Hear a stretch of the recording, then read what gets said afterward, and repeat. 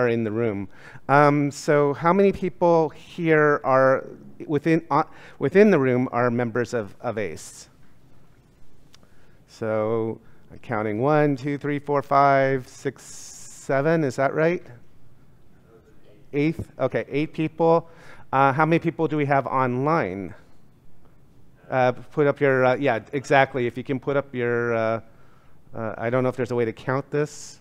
Yeah, no, okay. Okay, so 11 people. Quorum being 5. We have quorum and can conduct business in the annual general meeting. So welcome to the ACE general meeting. Sorry, I'm gonna, since I can't use the podium, I did want to make some remarks. I don't always do prepared remarks, but I thought this would be useful. And so I wanted to give some remarks on behalf of the Board of Directors of ACE. First of all, I want to recognize the board members in the room. So right here at this table to my left is Gary Hampton and Charity Smith. Both of whom had a lot to do with some of the sessions at this Institute conference, so please give a hand to them.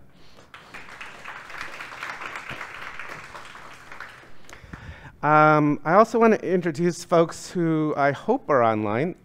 It's hard to tell who's online.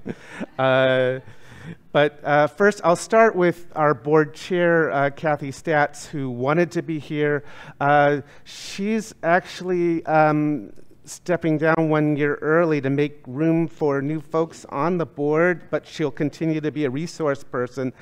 She's a former Hlusko Award winner. I think she may also have, I don't want to get this wrong, so I think she may have a second ACE award. She's been at the Wisconsin Farmers Unions for many years. She's preparing the move with her husband to Warsaw in Poland, but her institutional knowledge is invaluable, and she's going to continue to support the board in the year ahead. And she's served ACE for so many years, and so I want to recognize her and please give her some applause.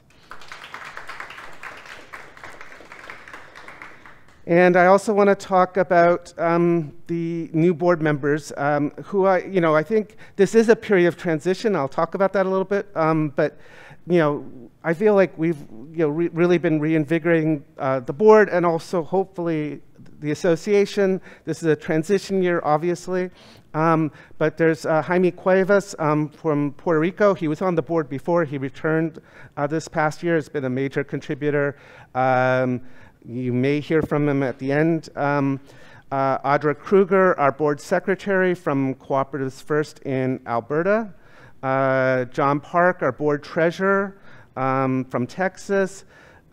Kate Latour, who's from, I guess both from Wisconsin and also Washington, D.C., so a little bit of both. And I already said the folks in the room. So I also want to recognize the incredible labor of Michael and his team at the Cooperative Council of Ontario. Michael has been our ACE administrator. You've seen him running around and doing so many things here. He's also, helped reinvigorate our sponsorships at ACE, which is definitely worth recognizing as what's allowed for paying for some folks travel and also bringing all this event to fruition.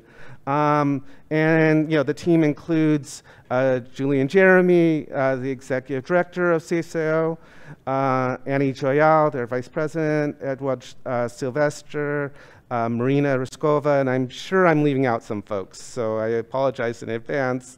We're really fortunate, ACE, with a small budget. You'll see how small later on when Michael gives the financial report, to have such a strong and dedicated team without which this conference wouldn't exist and this forum for interaction wouldn't exist. And lastly, I want to thank, and let's give the CCO team a round of applause too, please.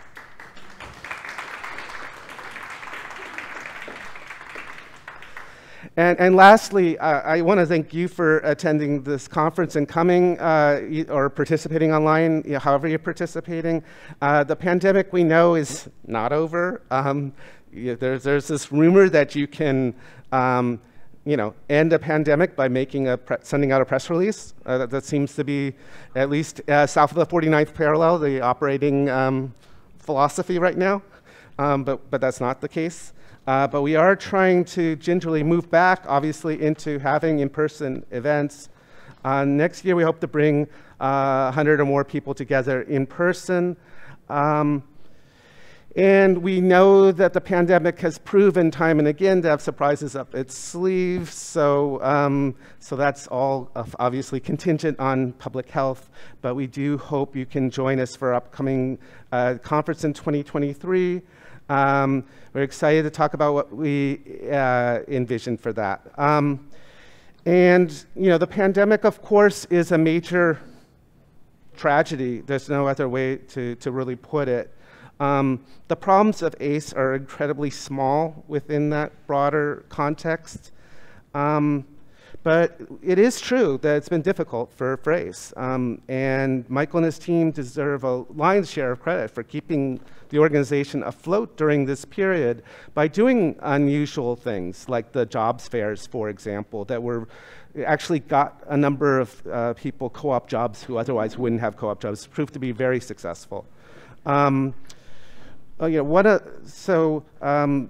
We're small, and the trauma of the pandemic is great, but we've been affected, and nonetheless, and we are still rebuilding. Financially, as you'll hear, we're in pretty good shape. So it's not like we're in financial difficulty. We could certainly need to build the membership and all of that, increase our revenues. So it's not like we're in perfect shape, but we're in decent shape. We also, though, I think, need to build the spirit of ACE and cooperative education. And so that's because it's not just ACE that's in transition, it's the cooperative movement, right? And the theme of this conference, sharing our stories, justice, reconciliation, co-op education, that wasn't just chosen casually by the board and CCO staff. That isn't what happened. We actually had a real conversation about where is the movement now and where do we need to be as ACE. And ACE was founded, the history is known. It came out of Senex and Harvest States and the agri-co-ops in the upper Midwest. That is its history. And those co-ops will always be central to the co-op movement. But the world of cooperatives is changing, I think, in very exciting ways. Last year, the University of Wisconsin published a study by Courtney Berner that noted that in the United States, at least between 2016 and 2019, of like 300 or 400 new co-ops that were created during those 4 years, something like 47% of those were worker cooperatives. If you go back a decade, maybe that number was 1%. I mean, it's a dramatic shift in the types of organization that's happening. And it's also a demographic shift. Later on, we're going to honor Dr. Jessica Gordon-Nembhard, and she'll remind us, if I didn't, and she may have additional remarks, that cooperation has always been a strategy for economic empowerment in Black communities. And we know that the same can be said about Indigenous communities, other communities of color as well. But that wasn't true within the world of ACE. So the ACE that's here today looks a lot different than the ACE that would have been here, say, 5 years ago. And I think that's a testament to the growth and evolution of our movement.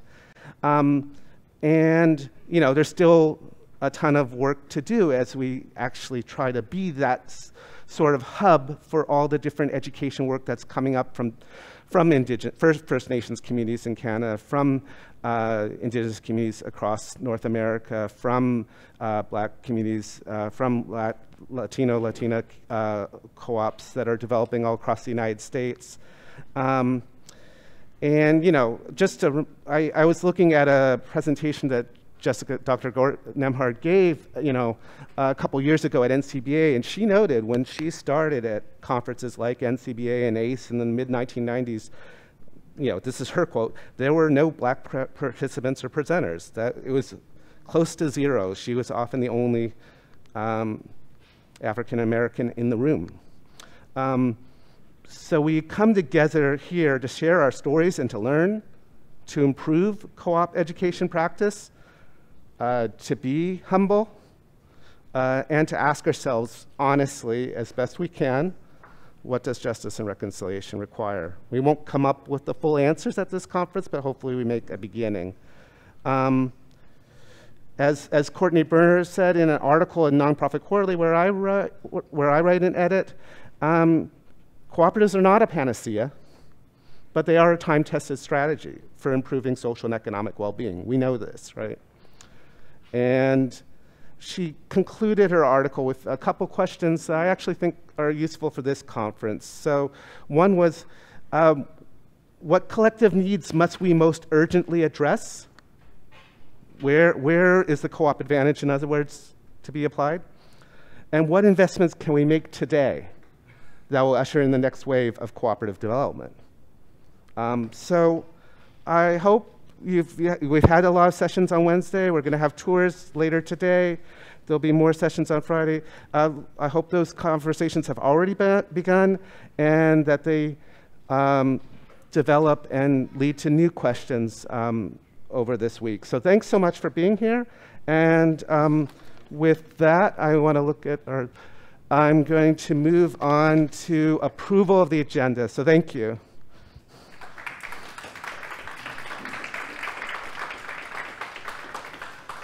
So, you know, we do run these things by parliamentary procedure. So motion to approve by Charity. Gary seconds. Is there any objection to consent? All right, seeing none. Sorry. Oh, yeah? Can somebody just quickly read I haven't seen it. I can't figure out where to find it. Oh, right, it's not online. So let me read this for you. This will be a little Thank you. Just briefly outline. Thanks. Yeah. So we did the welcome and verification of quorum. This is approval of the agenda. Next will be approval of the 2021 minutes. Next will be the 2021 annual report, which Michael will provide. Then there'll be a presentation of financial statements that Michael will also provide, a membership update. Then I will make like a little note here that there'll be the Board of Election voting. I'll oversee that, and then the Board election results will be announced by Michael. I believe there's facility for voting online as well as in the room. And then we have other business, acknowledgements and question period, and then the ACE Awards.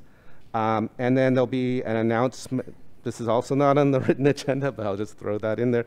Hopefully we'll talk about the 2023 conference just briefly, and then adjourn. So that's the agenda. So I guess I should say with friendly amendments, so to add the actual conduct of the election and a report on the 2023 annual meeting. So is there any objections? Seeing none. I don't know, show seems in the, if I can get some indication online that people are approve the agenda, maybe through chat.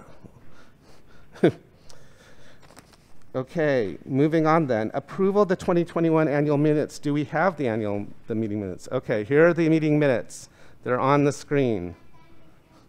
This is not the easiest to read, but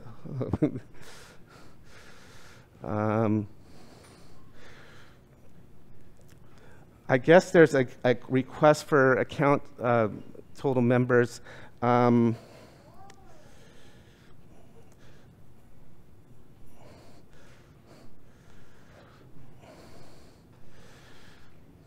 So we're just reviewing the minutes on the screen.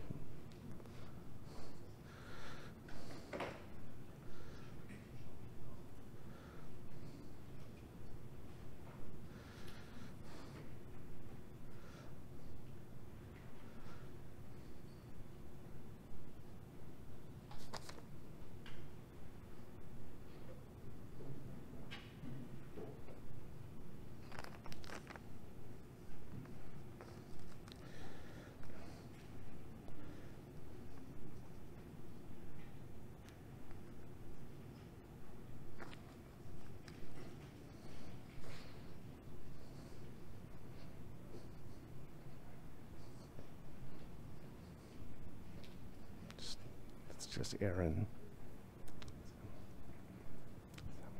Okay. Thanks.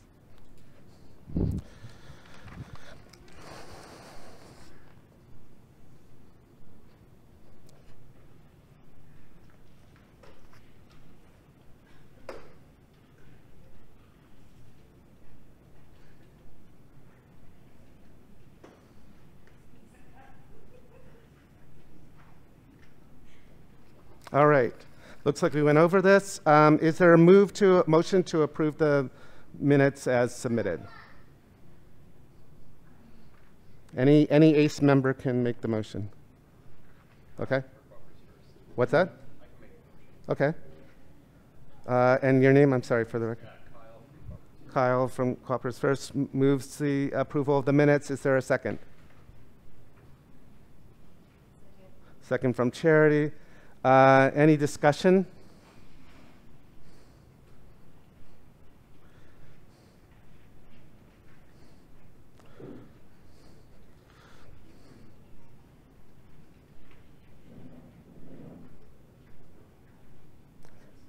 Okay. All right. So the minutes stand approved. Thank you. So Michael, annual report. And next.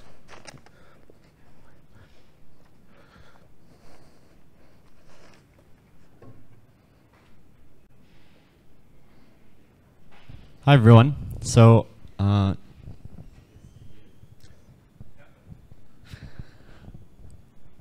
you for coming again to the 2022 ACE Institute. I will be presenting the annual report and the financial statements of ACE. And I'll be doing them in a historical approach so that we can kind of see the impacts of the pandemic on ACE, and then what we're looking to do to build out of ACE, okay, and out of the pandemic. So here I have the Association of Cooperative Educators budget and past financial statements in US dollars, and then I have kind of just, you know, what we expected and actuals for last year, just so you get a general sense of where the board thought we would go, where the administration thought we would go, and where we actually ended up going. Okay, so we go back as far as 2014 in these financial statements. So you'll see that, you know, having in-person ACE Institutes annually was a huge driver for revenue for ACE as an organization. And then obviously in 2020 that evaporated infinitely. So there was absolutely, you know, no revenue for the Institute registration. We did get sponsorships and grants to support that in 2020. And then in 2021, we did another virtual ACE Institute, which received sponsorships and grants. And then we had Institute registration, which was minimal as well because that was a virtual conference. So as for last year's ACE Institute, it was well attended. There were some interesting discussions, but one of the things that came out of that was the need for a discussion like the one we're having today. So I had some review in the surveys and in the feedback last year that it was like, okay, you know, I really appreciate this rebuilding conversation, but can we look at it from an equity lens, right? So I think that was one of the main drivers for what we decided to do this year. And just kind of a reflection of us listening to members and making sure that we respond to members' needs. Membership was really good last year, considering that it was not so good in 2020. It was one of those things where we started doing our membership campaign right in February, March 2020. And so we were not front of mind for the majority of people who were focusing on pivoting their work to remote and supporting their staff, and so there were a lot of memberships that just went unrenewed that year. But one of the good things was that we were able to rebound in 2021 with our membership. We had set a very realistic expectation of 5,500 in 2021, and we almost doubled it. But we were able to kind of move beyond that, right? So Institute sponsorships and grants, that helped us offset the fact that we didn't get as many sponsorships and grants as we would have otherwise hoped, but our grant and project income came in considerably higher. Again, this is all in US dollars. And what you see here is, this is grant revenue that was otherwise usually used for the ACE Institute, which was considered an ACE project up until about 2020, when the grant and project income became completely dedicated to our CHS Foundation project for co-op youth fairs, okay? And so I know that this is a project that, maybe some of you have heard of, that's maybe kind of a little bit in vague in your mind because, it didn't necessarily serve, a portion of the ACE membership that had otherwise been very engaged with the ACE Institute, which was co-op educators. And so I want to provide a little bit of guidance on what was done with that. So in 2020, we pivoted to provide co-op college career fairs to some of our members who had come to us saying, you work in cooperative education, you have roots in universities, can you provide us with a network of educators and students to help us place our internships, because that was also the beginning of a bit of a labor shortage. Colleges had otherwise canceled all of their job fairs and their education opportunities, so there was just a bit of a disconnect there between employers trying to reach out to students, and that was specifically cooperatives. Speaking to one member of ACE, one of the things they mentioned was otherwise, how am I supposed to compete and find talent when you have these larger agricultural players who are on the scene, and I'm a smaller agricultural player, I'm a cooperative, no one understands me, no one sees me, but I have needs that are equal to that larger cooperative. So through that project, we were able to place over 200 students. A very small organization. We placed 200 students in cooperatives. And so one of the things that's, and this was, we presented this last year as kind of, a really successful opportunity for ACE. And it was a successful opportunity, and it continued in its success this year. But it's, it's not necessarily core to the ACE mandate of what we do, which is convening cooperative educators. And it became clear coming back into the Institute that we needed to repivot and really look at what we wanted to do with this project funding, right? So we worked with our funders, and we managed to work out an agreement that has us this year working more with the ACE Institute, investing more in the ACE Institute. And I hope that you will see the efforts of that in terms of member engagement as we lead up to the 2023 Puerto Rico ACE Institute, right? So our latest and last round of job fairs and CHS Foundation projects in that aspect, where we were providing cooperative education to those students specifically, wrapped up as of the 30th of June 2022. And it started last year in August. So that just kind of explains some of the differences that you're seeing in the financial statements pre-pandemic, post-pandemic, when a lot of the revenue was switched over to programming and projects, as well as some of the expenses were moved over. You see that grant and project expenses increased pretty significantly as a result of managing all of that work on the back end. And so I just wanted to provide some guidance on that.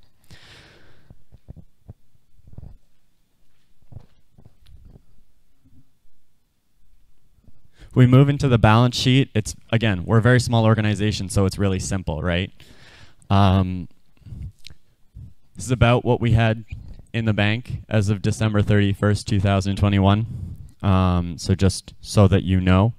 Again, all of these figures are in US dollars. We're a US incorporated organization. We are also incorporated in Quebec, but for all intents and purposes, all of our reporting is in US dollars.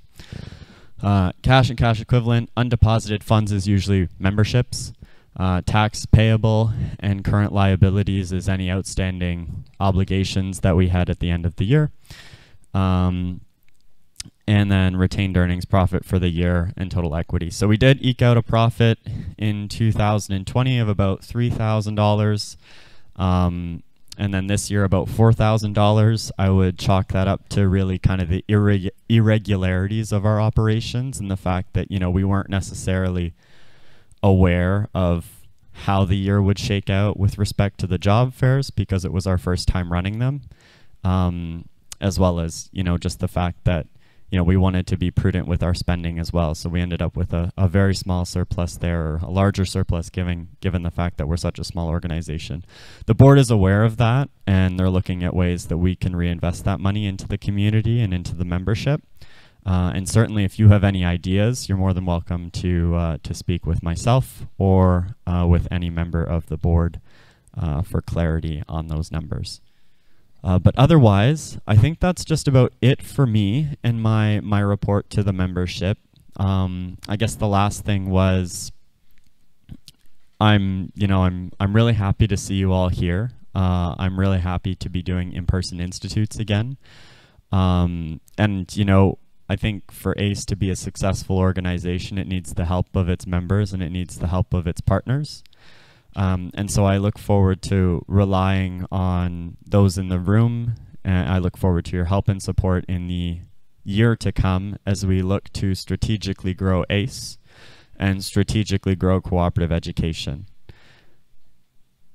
I've had the privilege of attending maybe 3 or 4 conferences since the end of the pandemic, and cooperative education has been a main focal point of all of those conferences. And so I think ACE has a role to play. I've seen some incredible initiatives come out of this pandemic with respect to BIPOC co-op education. I'm thinking very specifically of Freedom Dreams. And I think that those are avenues that the ACE membership should look to explore in the development and the presence of co-op education in co-op workplaces, in co-op institutions, and whenever we're on the terrain doing co-op conversions as well. So that would be my update from the ACE administration. Questions will be reserved for the end, just to facilitate interpretation, but otherwise I will hand it back to Steve.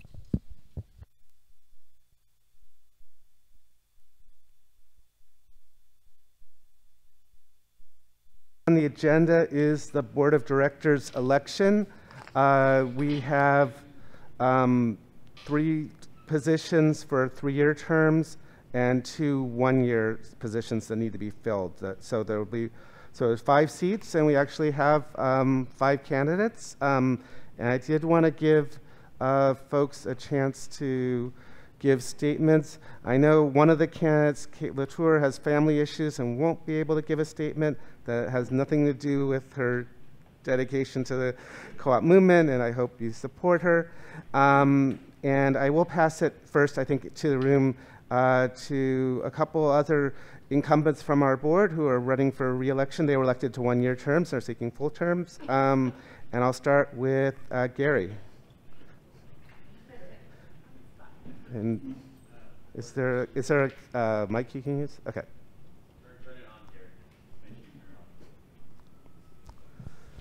Little unexpected to have to say something right now, but oh wow, I've enjoyed this first year being on. No problem. All right, I've enjoyed this first year being on the board. It's been an interesting journey.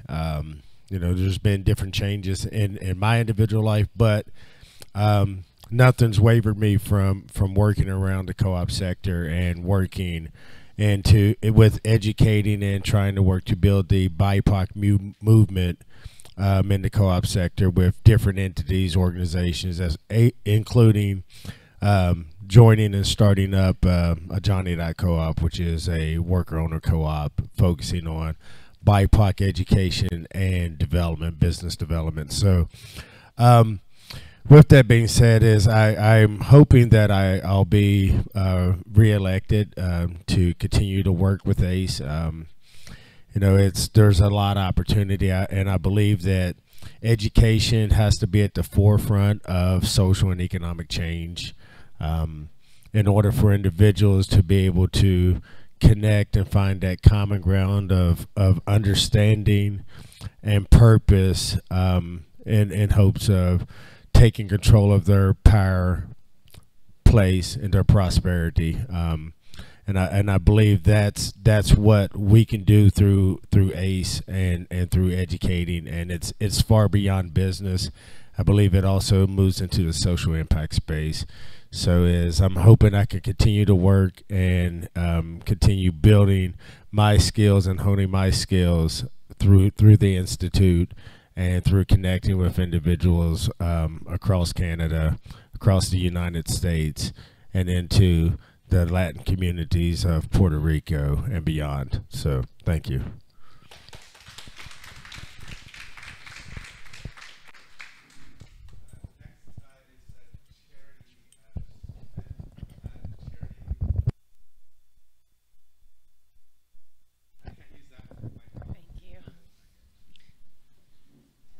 A surprise to say something. So I'll just introduce myself really briefly. I am at the University of Wisconsin Center for Cooperatives, which was referenced in Steve's great opening remarks today. And I direct a City of Madison funded initiative to form worker cooperatives. I've attended ACE conferences for several years now. I think my first one was 2018. They've always been a real highlight of my year because it's always a really interesting intersection of individuals who come together for the conference. You know, co-op education is such a big field. There are people who come at it from so many different angles and places and perspectives, and are doing work in different spaces, either whether it's through institutions like the Center for Cooperatives or through their own cooperatives as worker owners. So I just really value having the ACE space for us all to come together every year and really be able to share the work that we're doing, share ideas for how our movement is moving forward. I'm really inspired by what I've seen this week and what I've heard and learned from all of you, and it makes me really excited to be in the co-op education and development world and work alongside with you to build a movement and use a cooperative model as a tool to really increase social justice, resilience for our communities. And so thank you for being here today and for electing me to the board.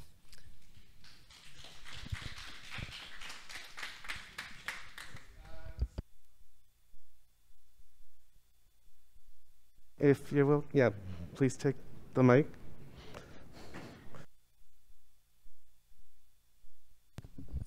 Est-ce qu'il y a la traduction si je parle en français?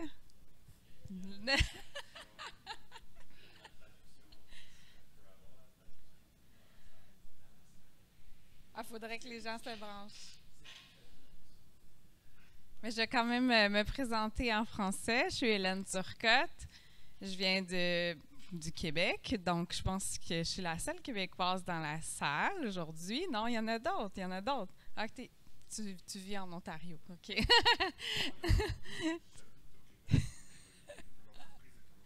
Oui, d'accord. Donc, moi, je travaille dans le monde de la coopération. Mon premier emploi était chez Mountain Equipment Co-op en 2004. Donc, ça fait quand même assez longtemps, 2004-2007. Donc, j'ai toujours travaillé depuis pour des coopératives. Donc, je suis vraiment quelqu'un au niveau du développement coopératif. Pourquoi je suis devenue membre de ACE? J'avais participé au congrès à Longueuil en 2019, je crois. Et puis, je travaillais alors à la coopérative de développement régional du Québec pour faire le développement des coopératives. Je suis partie à mon compte ensuite en 2020. Toujours dans l'esprit de continuer le développement coopératif. Donc, mes clients sont des coopératives. Je suis une consultante. Et puis, actuellement, j'occupe un poste de directrice générale pour une coop. Donc, je prends de différents types de mandats. Ce qui m'était intéressé auprès de l'Association des Educative Cooperators, c'est de faire des liens à l'international. J'avais des mandats avec des coopératives qui cherchaient des moyens de faire de l'intercoopération avec d'autres coopératives aux États-Unis. Donc, c'est dans cet esprit-là de voir comment les coopératives peuvent intercoopérer pour faire des affaires, pour élargir leur marché, etc. Donc, pour moi, c'est une façon de répandre la formule coop que de faire croître les coops, de faire des liens, des interconnexions, et puis ça passe par les formateurs, par l'éducation, par des développeurs, donc tout un ensemble de choses. Voilà. Merci.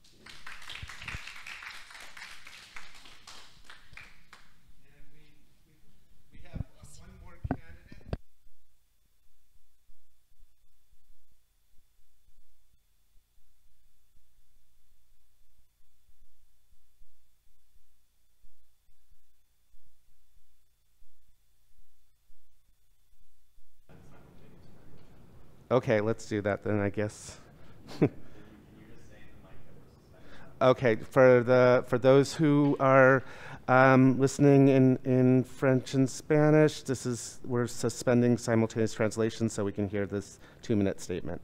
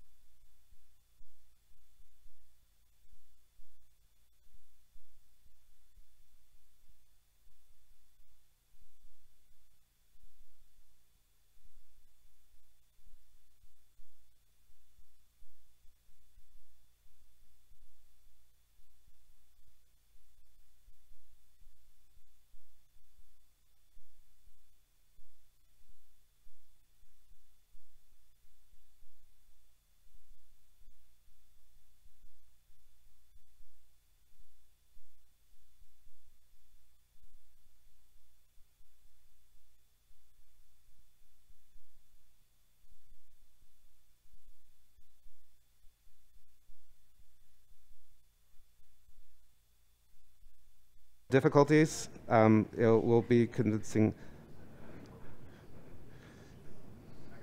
Okay.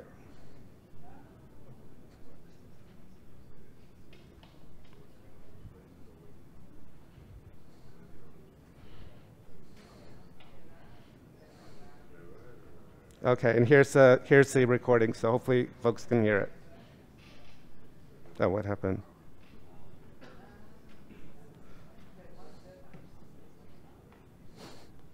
What? Almost.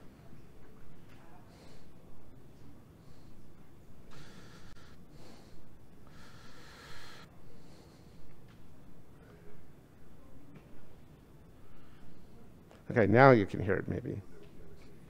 Good morning. My name is Emily Nail. I'm the Executive Director for the Cooperative Council of North Carolina here in Raleigh, North Carolina. When I took this position in 2015, my job was a stagnant organization from the 1930s. We rebranded, relogoed, and created our new mission of education, connection, and promotion of the cooperative movement. I'm excited to say that our organization has thrived over the last few years. We focus on education not only for youth, but also cooperative employees and board members. We just came off of a week of cooperative leadership camp, which is when we take up to 100 high school students out for a week to learn the cooperative movement as a whole. The students come from across our state. They're selected by cooperative members of our organization and sponsored to come to camp for free. The students come and build a worker-owned t-shirt cooperative, learn the principles, the business model, the governance, and understand how a cooperative truly is special. All the different cooperative industries come out and highlight what they do and how they do it during the week. You can check out more on our website. We also host several other events for employees of cooperatives as well as board members to learn the cooperative movement and how the different industries can work together to make a difference. I'm excited to be here and participate with ACE and learn more about what ACE does as a whole. Thanks for hosting. I look forward to meeting each of you. Have a great day. All right. So those are your 5 candidates for the ACE board. Michael, I'm going to pass it back to you to conduct the actual election.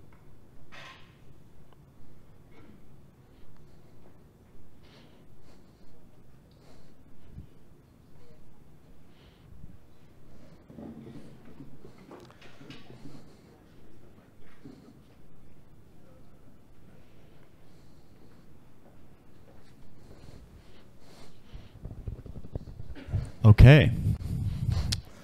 So our candidates have been presented. As you know, this is an uncontested election because we have as many vacant spots as we have positions. So can we make a motion to elect unanimously? Well, we can't because 3 of them are for 3-year terms and 2 are for 1-year terms.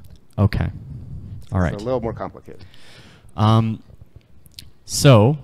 Basically what we are going to do is I'm going to ask those who are in the room to send a ranked ballot email to myself. This will be the simplest way to do so and the private way to do so. So if you could send in order of preference to info, that's info@ace.coop, your ranked ballot preference as a member. I will tabulate those. We will move into the ACE Awards, and by the end of the ACE Awards, I will have the nominations tabulated, and I can name the elected board representatives. Can I make a suggestion? You may, Jessica. Yeah, I think I've been on the nominations committee before. I think we could ask for 2 separate motions. One, a motion to vote on the slate for the 3-year term candidates, and then a second motion to vote on the slate for the 1-year candidates, and have 2 different votes, but have them in person instead of you waiting to get people to email you or whatever. Okay, I'm willing to make a motion in that regard. I think this makes the most sense. So I will move that for the 3-year candidates, we re-elect the existing board members. So that would be Gary, Charity, and Kate for 3 years. I can second it. Okay. So can we have a vote on that motion? Okay, so if you're an ACE board member, I think we should actually do like a vote, like with hands. If you're against, put your hands up. All right, that motion is carried unless there are any abstentions. All right, motion carries. So then I would make a second motion to elect Hélène and Emily for 1-year terms. Okay. Are there any votes against? I think it needs a second. Somebody should second. Needs a second. Gary seconds. Are there any votes against or any abstentions? Nope. Congratulations, Emily and Hélène.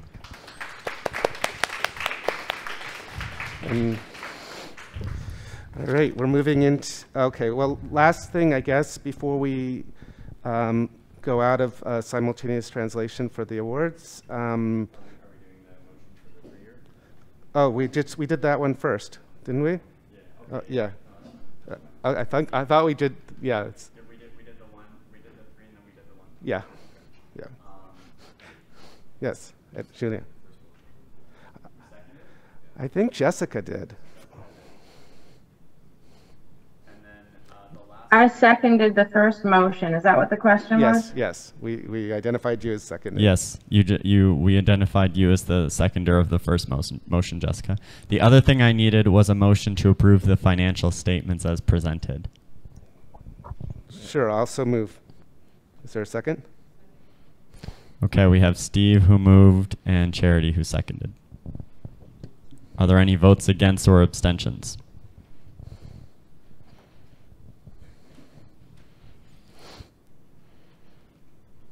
Okay. Now we can move into the awards. All right. And just before we immediately move into the awards, I'll do that shortly.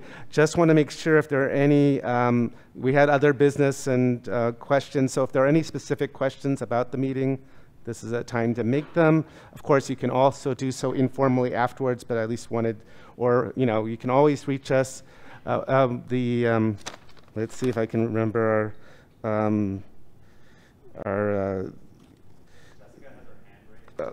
Jessica, sure. Yeah, sorry, I forgot when we approved the agenda that we needed to add. I'm supposed to give you a report from the ICA Research Committee as the yes, ACE you are. representative. So I could do that quickly right now, if that makes sense. Sure, go ahead and do that. That can count as other business, so that works. Thank you. Okay, so hopefully you all know that ACE has one of the 3 North American representative slots to the ICA's Research Committee, Committee on Research. So it's a organization, it's an arm of the International Cooperative Alliance, and essentially we do 3 or 4 things. One is that we put on a conference usually every other year and help to sponsor regional conferences that might happen on the off year. We also are in charge of the review of international cooperation, the journal, and so we're always looking for journal submissions, article submissions. And we run a Young Scholars Program, which has been very successful, and we usually have that program culminate at one of our international conferences. The last international conference was in November 2021. We met 2 days before the major ICA International Conference. It was a hybrid conference in Seoul, so it met for 2 days, pretty much 24 hours a day between the in-person and the hybrid. Some of the hybrid sessions were only online in the middle of the night and stuff to match the, the hours that the people who were presenting were able to do it, that kind of thing. So it was quite momentous. I think there's some abstracts and things on our website. The Young Scholars Program was in person and went well. And we actually now have a new chairperson. We turned over the chairship from Sonia Nokovic to Akira Kurimoto in Japan. So Akira is now the new chair, and the next research conference will be in Belgium, July 10th through 13th, 2023. Thanks, Jessica. Any questions for Jessica on her report? Okay, well, let's give Jessica a quick hand for that. We'll be getting back to you shortly. But before we go into the awards, I want to also offer Kathy Statz, our board chair, the opportunity to make a couple brief remarks. So Kathy, you have the floor. Thanks, Steve. Hi, everyone. Greetings from Wisconsin Farmers Union's Camp Kenwood on the shores of Lake Wissota in northwestern Wisconsin, where, while I am sorry not to be able to be at the ACE Institute this year, I am very happy to be in a place that is like a second home to me. This is the summer camp that I grew up attending from age 9 on, which I worked many of my college summers at, and which I've been working full-time as education director and camp director since 1997. As I think has been noted, I am moving to a new space, but not necessarily leaving the cooperative education world. I will be joining my husband in Wrocław, Poland, in about a month, where he's taken a position teaching English at an international school. And so I will be leaving full-time employment with the Wisconsin Farmers Union this fall, but continuing to work on projects in the cooperative education space. And so I look forward to continuing to connect with many of you in the virtual space and in person as well. I will be attending the National Cooperative Business Association and CBA CLUSA's Impact Conference in early October. Working with the Cooperative Leaders and Scholars program in this new capacity in a kind of a project way. It's been a pleasure to serve on the board of ACE and an honor to serve as chair for a number of years, and both at interim fashion and then full-time and well, as the official chair the last year or so, and to be a member of ACE, which I will continue to do as I move into this new work. I'm leaving the board because of the change of my location and capacity to engage in a more regular way, but definitely will be continuing my membership in the Association of Cooperative Educators. It has been such a gift and such a benefit to my work as a cooperative educator. And for those of you who are new to ACE, I hope you'll find it to be the same for you.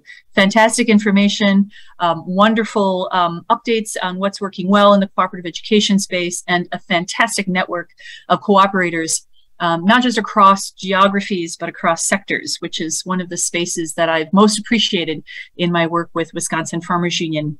It has added so much to my work as a cooperative educator to connect with cooperators from all over North America, sometimes even beyond, and many of them working in sectors outside agriculture, which is the primary space my organization works in. It's really added to my capacity and to the programming that I do.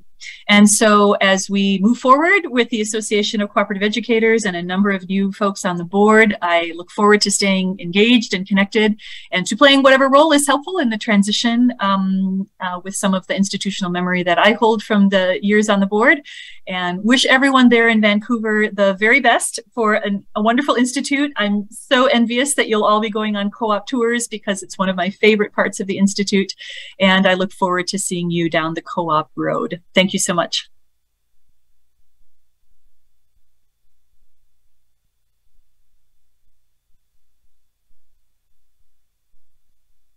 Yeah. Hélène, si.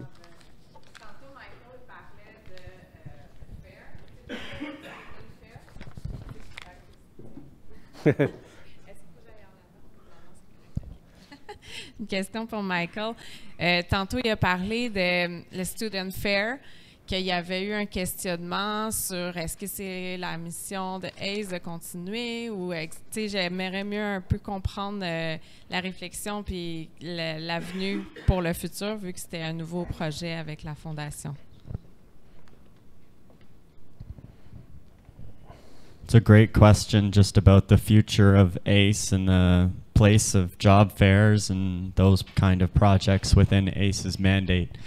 ACE is a small organization. It is an ambitious one, as you can see, and you probably saw it yesterday. Putting on a hybrid conference with our means was maybe a bit of a a bit too much for us, but it was certainly a first try.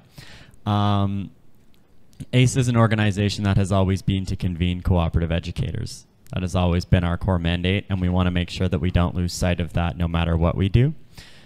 It's not that the work of placing students and ensuring that they have a space in cooperatives and conducting cooperative education that way isn't important. That is most definitely important. But that is work that ACE members can do. I don't think that's work that ACE should do necessarily. And the board has had some lengthy discussions about this, and it's certainly open to a consultation of membership, and the ACE members can most certainly, you know, have that discussion, communicate with the board, communicate with me. I'm more than happy to orient those discussions. But the way we're moving forward with our strategic relationships with our funders this year is we're going to be focusing a lot more on resourcing. which is originally or traditionally been where ACE has been extremely strong, is in the resourcing, and resources like Ed.coop or resources like, just SEDNet and the centralization of databases and educational content that has been collected over the 60 plus years of Institute existence, right? We've put our hands on that over the past year, and I think it's really important to make sure that that is all properly logged and properly resourced for our members so that they can rely on it in the years to come.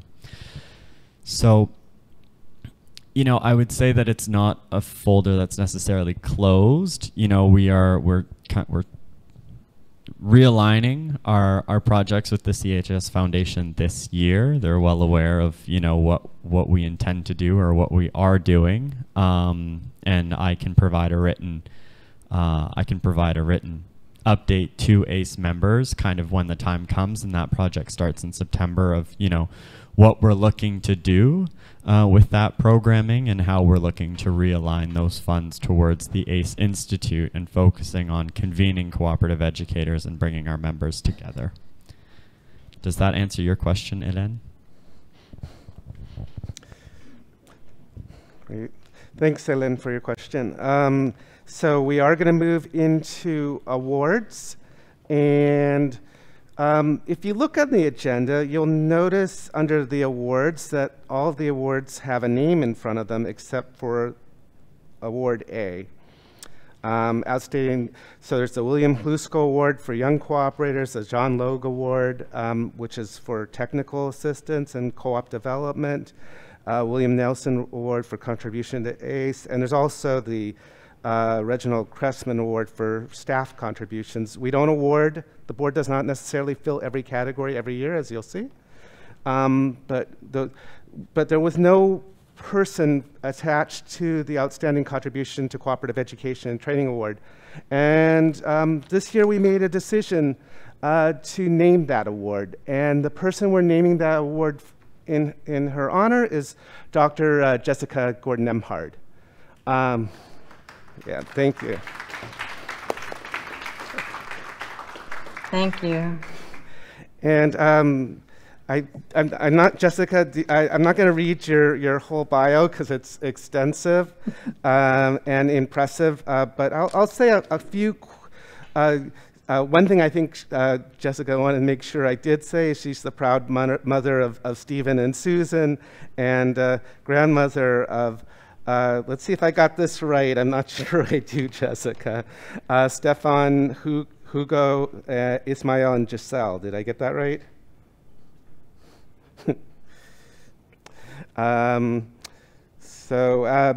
She's also been, in terms of her participation, one of the things that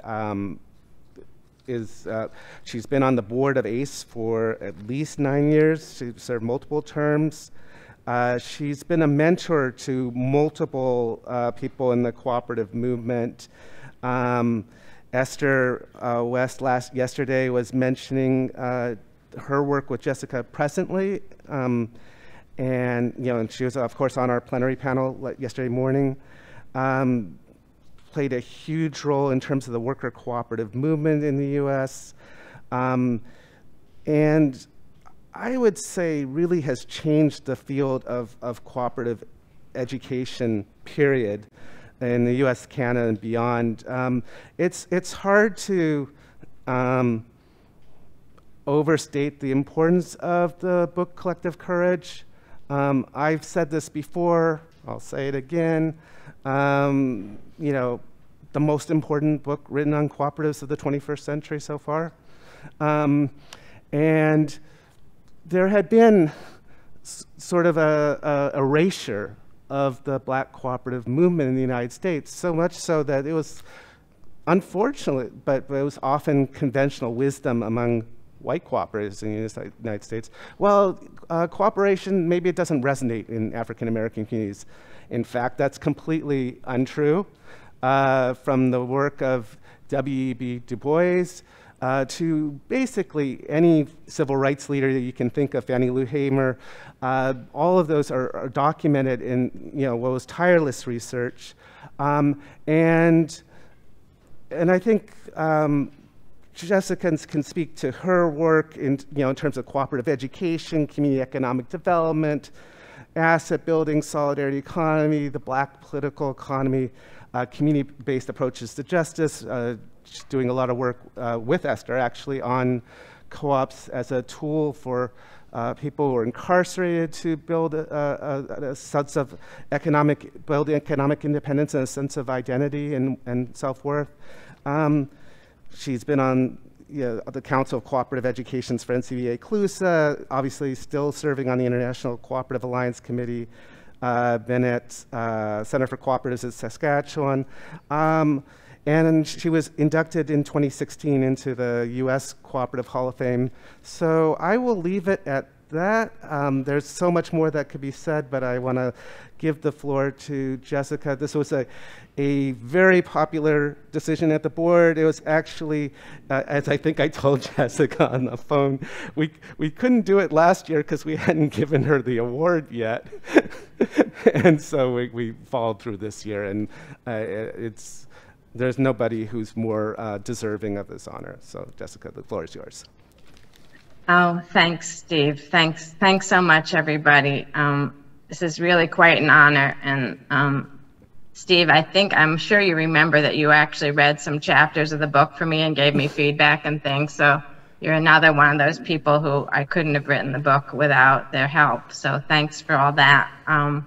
When Steve called me to say the board had voted to name the Outstanding Education Award after me, I was totally surprised, totally touched and honored. And so I want to make sure to thank you all for this honor. I don't even have words to say how touched I am and how appreciative. ACE has always been one of my favorite organizations. The ACE Institute is still my favorite conference. I too am, sad that I'm going to miss the study tours today, and hopefully I won't hold you up from going on them. So I just wanted to say a little bit since Steve said I had a chance to. So first I want to say I'm a co-op educator because I have to be, right? Once I learned cooperative economics, I really made it my mission to publicize the model, to help people understand the benefits and impacts of cooperatives, because I honestly believe it's one of the only economic structures that will save humanity in the 21st century, right? Between climate change, the excessive exploitation of people and Mother Earth, right? We really won't survive if we don't get back to the humane and sustainable ways to produce, consume, and exchange goods and services. If we don't return to stewardship, a sense of stewardship and solidarity economics, right? We're not going to achieve economic justice, racial justice, or climate justice. And without those, I don't think we're going to survive as human species. So I'm that serious about my interest in and my education about cooperative economics. Why is co-op education so important, right? Because we have to tell people about and show people that the cooperative alternative is viable and achievable, right? We're all cooperative educators and ambassadors because we do talk about and represent co-ops in our daily lives. Some of us do it more deliberately in terms of how we actually educate people. And this award really recognizes that above and beyond work of co-op education, those people and organizations who really engage in it year after year. One year ACE had a theme, I think I'm going to get it wrong, but it was something about education, training, learning, and knowing. And so that's really, my understanding of what ACE means by co-op education, my understanding of co-op education. It's not just training, it's not just formal education, it's all aspects of learning about and knowing, right? Throughout history, some of you have heard me talk about this. I learned from studying African American co-ops how important all kinds of study was to strengthening co-ops and to keeping the co-op movement going forward, right? Coming together to study your situation, then deciding on a co-op model, then studying together to learn the co-op model and to understand cooperative economics have all been essential to the startup and to the continuance of co-ops, right? The learning together really also accomplishes several things, right? First, we recognize and exchange information, right? We transfer information, we create new knowledge together. We build solidarity and trust among ourselves as we learn together. We recognize that we're all both teachers and learners, and that's essential in a co-op, right? And then that sharing information with others, not just our co-op members, but through study tours and workshops, newsletters, conferences that broaden and deepen the co-op movement. And then the continuous learning, right, that we need, that's necessary for good governance and for democratic participation. Without the collective learning, the democratic participation is really hollow, right? It's no wonder that almost all the co-ops that I studied in African American history, that I knew anything about how they started, about 90% of them started with study groups. And again, you can see from all the things I said and what I've learned about it, how important it was to come together, study together, learn together, create that sense of trust, solidarity, relationship building that was so important to all the other pieces that they did. I would say, especially since in the US and the Western societies, co-ops are deliberately not taught in schools or business programs, right? It's also incumbent on us to be the heralders, to be the messengers about this model and that kind of thing.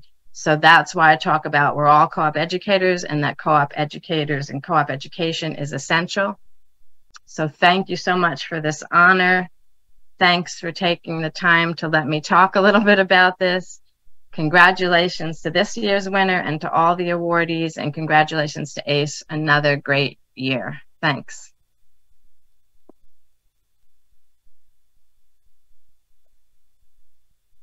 Thanks so much.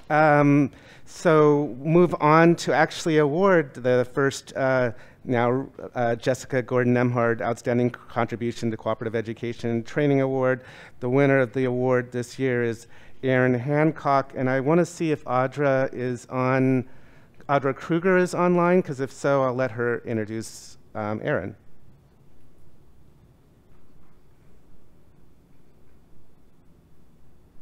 Hello. Just waiting to, there I am. Hi, everyone. Thank you so much for allowing me to speak and give me this great pleasure to introduce a friend and a wonderful contributor to co-op education, Erin Hancock. Many of you know her. She is a person with dedication and energy that is the envy of many, so it is a pleasure. Erin Hancock is the program manager for education with the International Center for Cooperative Management at St. Mary's University in Halifax, Nova Scotia. Erin serves on the board of the CSR committee of the iNova Credit Union, is a governance steward on the board of the Bus Stop Theatre Cooperative, and is also a director with the Community Housing Management Cooperative Network. Over the years, she has served on other boards, including the Cooperative Development Foundation of Canada, the North American Students of Cooperation, the Ottawa Women's Credit Union, and was a co-founder of the Cooperative Enterprise Council of New Brunswick. Erin coordinates the ed.coop open educational portal of the Association of Cooperative Educators. Erin is also a past vice president of the Canadian Association for Studies in Cooperation that promotes research on the cooperative economy in Canada. At CMC, Erin created an online resource directory on cooperative governance. When she won ACE's Jalisco Award for Young Cooperators in 2014, CMC's executive director, Denise Guy, remarked that Erin is a young, dynamic leader who is already making an impact on the cooperative movement. In the years since 2014, Erin has continued to support the co-op movement. This includes work with the Nickel City Co-op in Buffalo in the United States, the development of ACE's ed.coop, and her current role as ICCM at St. Mary's, where she supports the education of mid-career cooperators, and as illustrated in yesterday's session, which was great, I attended it, is taking a leadership role and challenging cooperatives to take on the responsibility of addressing justice and reconciliation and the themes of this conference through her research, education, and training work. Congratulations, Erin. And I'll hand it back to Steve.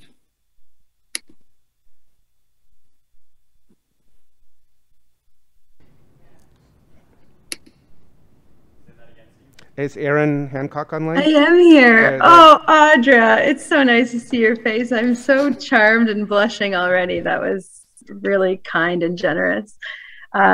Just a huge shout out to everyone there, and especially to Jessica.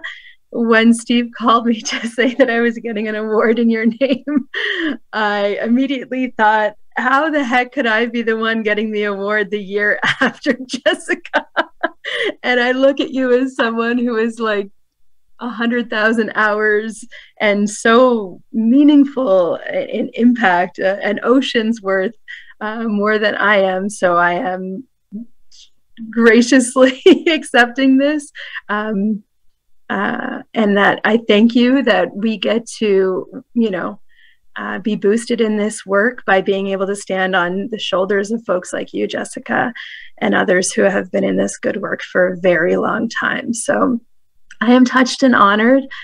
And I wanted to just mention belonging as being a theme of my experience throughout education, throughout direct work in cooperatives, certainly throughout this ACE network. And that I thank all of those folks who, even when I came as a keen 15-year-old to co-op camp, all the way through to attending early conferences for ACE and other co-op events in my early 20s, that I truly felt like the door was open to me and that I was invited and welcomed and valued. And I think a lot of the themes of this conference, and probably a lot of the side conversations over lunch too, are that belonging is such a critical part of this work, the foundation of all work around meaningful inclusion. I should mention too, I'm joining from Mi'kmaq territory today in Eastern Canada. And I also wanted to emphasize that none of us are an island. That's why we have Principle 6, cooperation among cooperatives. I always think of it on the individual level too, cooperation among cooperators, that whenever we feel like we have too much to do or we're inspired or called to action on things that feel bigger than us, let us remember that it doesn't have to just be us. We can always lean on those other folks beside us here in the networks, because there's a lot of people who care, who would love to boost you up too. And I thank everyone who has boosted me up. So thank you, congratulations to all, and thank you to all for the work that you do. Shout out again, much love to Jessica, and thank you to the board and the members as well for this honor.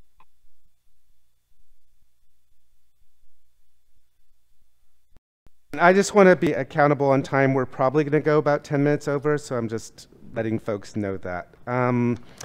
The William Hlusko Award, I believe we're awarding at Banquet, but do you want to say a couple words here?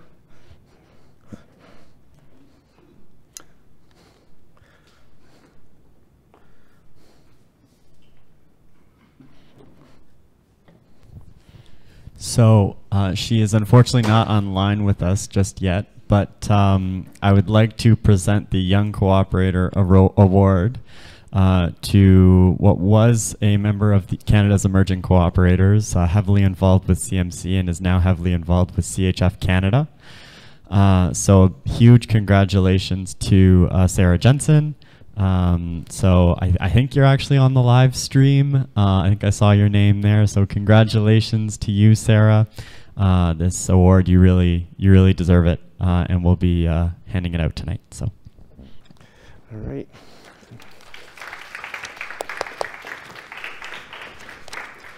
And we have one more award and then announcement for the 2023 Institute. So the last award is the John Logue Award, and it'll be presented by Gary Hepton.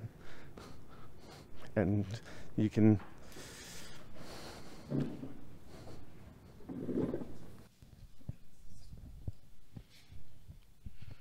All right. Well, I have a short video as well. To capture the nominees, the award recipients' words.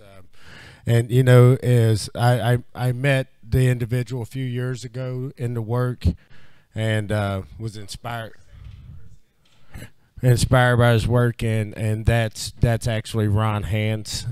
He's the founder and director of the Network for Developing Conscious Communities.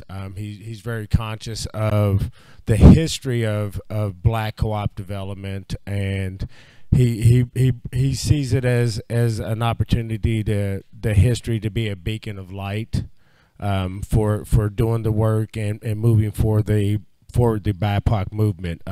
Ron has been around community development for 25 plus years. He's got experience in affordable housing, and he uses this to create cooperative living and housing arrangements for single families and for multifamily homes in the Baltimore, D.C. area.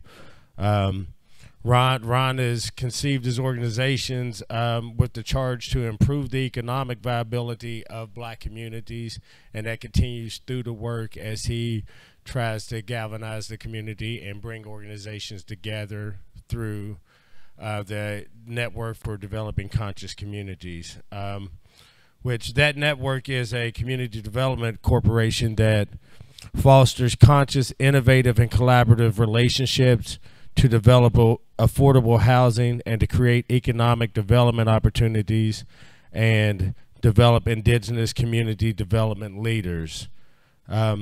The mission of the network for developing conscious communities is to promote development of BIPOC communities where the practice of universal spiritual principles are applied to build economically sustainable communities and connect community development leaders within different incomes, professions, and ideologies.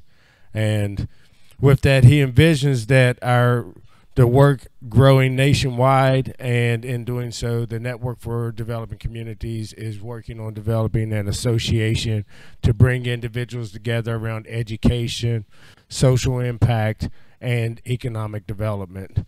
And with that being said, a few words from Ron and a short video to capture the Network of Developing Conscious Communities and his acceptance of the award.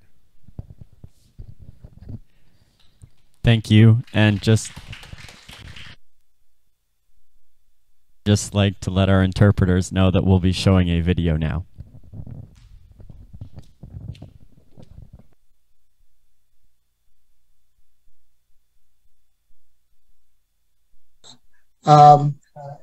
It's a humbling experience to be engaged in this work of building sustainability for Black-led cooperative. Well, I'd like to extend my humble appreciation to being selected as a candidate for the John Loeb Award that's being presented to me this day.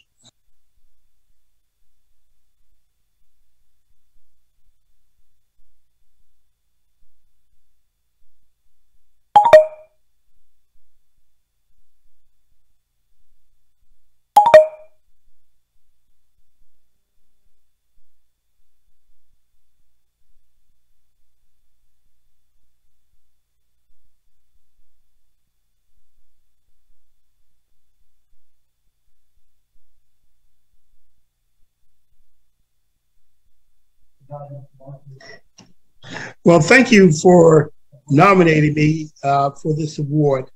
I really am blessed to have be in this place of acknowledgement. The work that we do at NDCC is so critical to building the capacity of Black-led organizations engaged in cooperative work. We still have much work to do. But we have come a long way in terms of building out the capacity and the sustainability for those groups that are engaged in the work of building cooperatives. Again, I'd like to thank you for nominating me for this prestigious award. I'm humbled to accept it, and I extend to all of you to continue work to build the ecosystem for Black-led cooperatives. And I'm happy to accept this award on behalf of the many organizations that I represent in the space of building out the ecosystem and sustainability for Black-led co-ops. We look forward to many great things to come. And again, I thank you for honoring me with this award for the John Loeb Award, and thank you.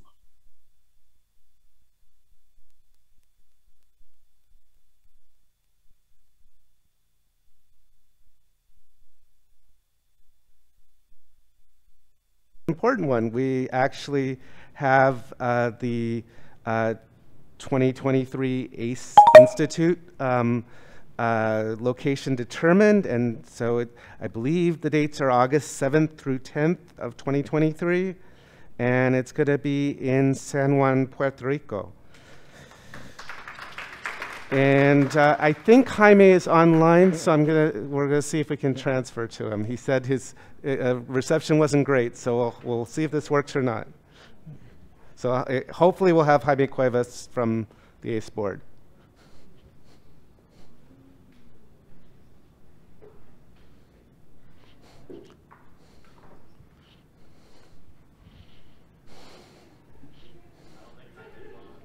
Doesn't. Okay. Okay, he did. Do we have his slides? Okay, let's do his slides. And I think we can go through them quickly, but since he put the effort into creating 20 slides, we have to show them. I think he just sent a video like 10 minutes ago. Oh, wow. Okay, well. Okay, if that works, that's even better. And I just want to say that the level of enthusiasm, Jaime's already organizing sponsors for this. Seguros Múltiples, where he used to work. REM Co-op, where he's working now, which is electric workers cooperative that's doing renewable power. Liga Cooperativa. So there's a whole, which is the Puerto Rico Peak Co-op Association, like CMC and NCBA. So there's a lot of enthusiasm in Puerto Rico, and I think it's going to be a fantastic gathering. So hopefully we can get either the slides or the video.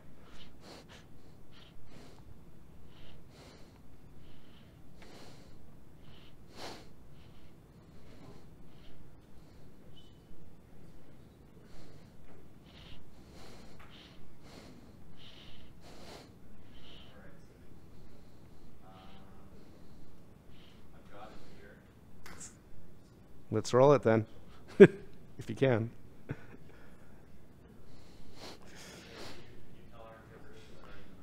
We're going to be starting a film, so that just a message to the interpreters to know that that's happening.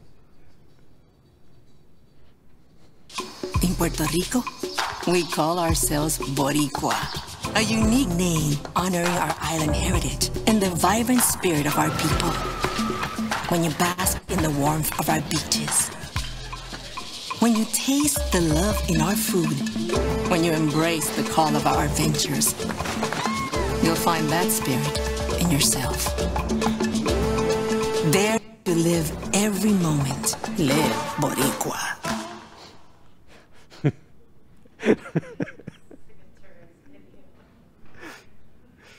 Sponsored by.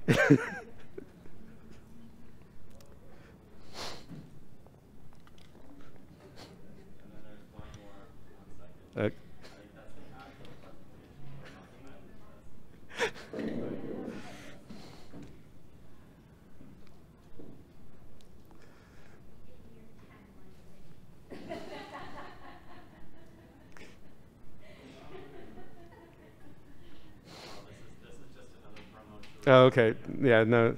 Maybe just the slides then, if you have those. Okay.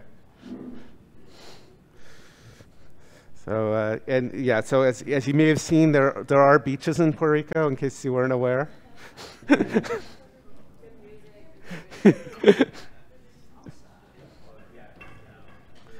And the last time we had ACE in Puerto Rico was back in 2013, so it's been 10 years.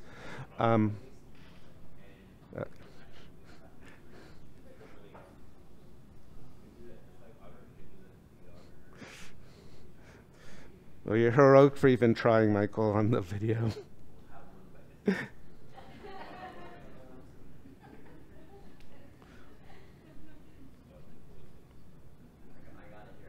Okay.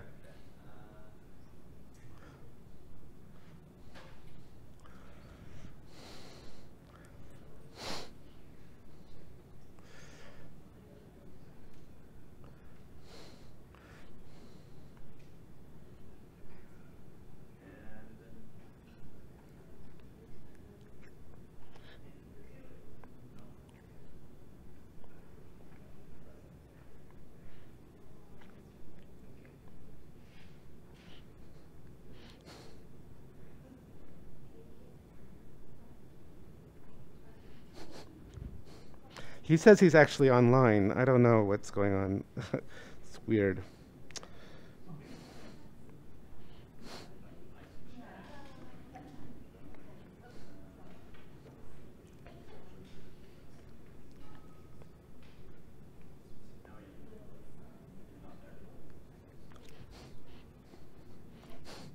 I just wrote now or never, and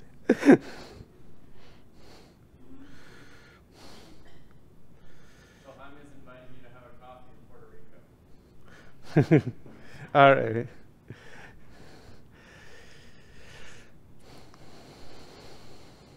So they have over 100 years of co-op experience, and they're really in response to Hurricane Maria, they've really having to use co-ops as a tool for resilience. And you can see they've had various economic challenges, both due to the hurricane and also due to the bankruptcy on the island, which they just recently exited. And a lot of people from Puerto Rico have gone off island to New York City and other places in the United States, Florida, Massachusetts. But co-ops have made a huge difference in economic development in Puerto Rico. So that's the vision. And see you soon. So those are the slides. I don't think we're going to get Jaime online unless he's online right now. So he says I don't see the live session. So I think, Jaime, unfortunately, we're going to have to leave this here, but just know the level of care and love that's going into this conference. Please tell your friends, and you have advance notice, August 2023.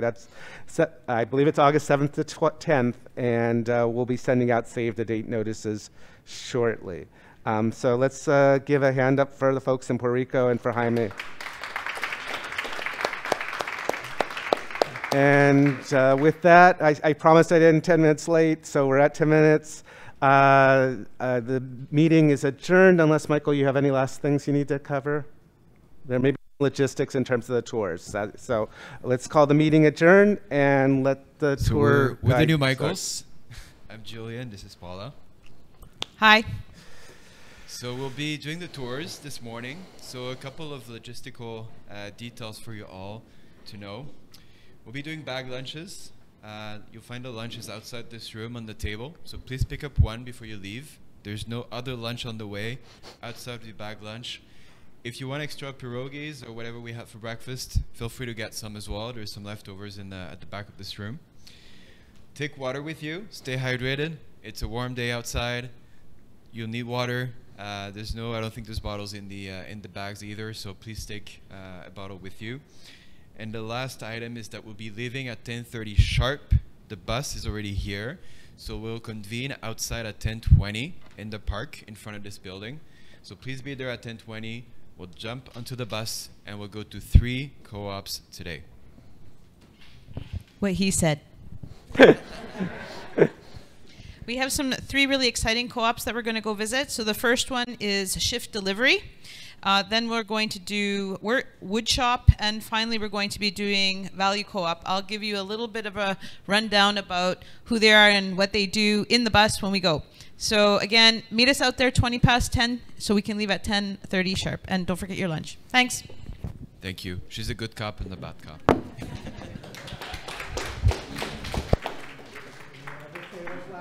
Thanks everyone for participating in this year's annual general meeting. Okay. Do we need a motion? Okay. Just in case, if we need, I move to adjourn. Is there a second?